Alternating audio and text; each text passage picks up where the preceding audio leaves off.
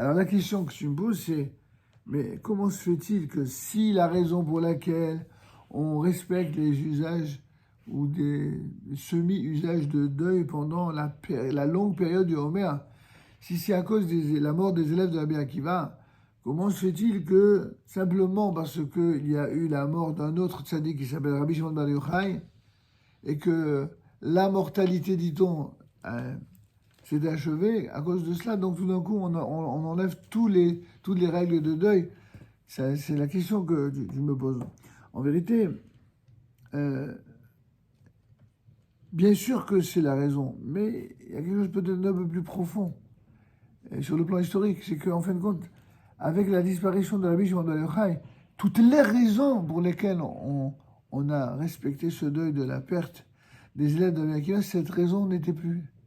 C'est pas simplement parce que la mortalité a cessé, c'est parce que la raison même de cette mortalité, c'est en raison d'une malveillance qui existait entre les maîtres, dit-on, de cette génération.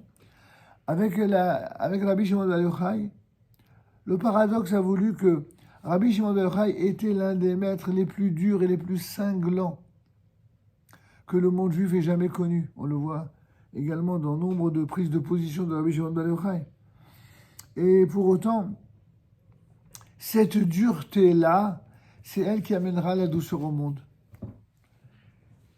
Et donc c'est ça la réponse à la question, pourquoi, en fin de compte, du jour où il va mourir, ça va devenir un jour à partir duquel toutes les règles de deuil vont sauter, parce qu'on va comprendre que lorsqu'on accepte les enseignements de dureté d'un maître qui est dur par amour pour son peuple, et qu'on observe que le résultat, c'est la fin de la mortalité, c'est la fin du malheur, alors ça devient automatiquement un jour de joie, mais qui plus est, un jour où on lève justement les interdictions liées au deuil. Donc c'est tout à fait logique en vérité.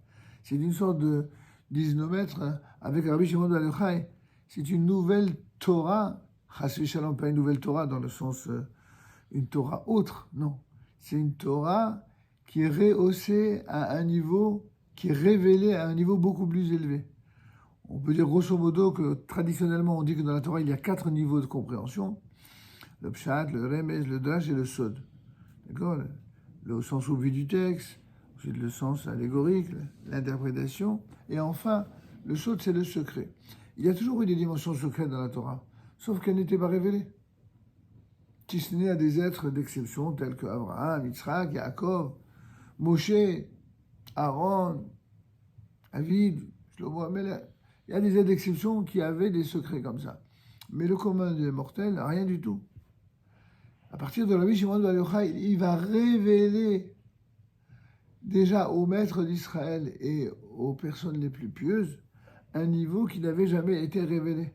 Et donc, alors que pendant les 33 jours du Homer, on vit dans la logique de cette peur que l'on a eue de perdre à jamais toute la Torah, puisque les plus grands maîtres sont partis, et avec cette crainte que la Torah ne soit oubliée au sein du peuple d'Israël, qui est le secret de sa survie, à travers les nations, à travers l'exil, à travers les souffrances, les injustices, les mensonges, les calomnies, etc.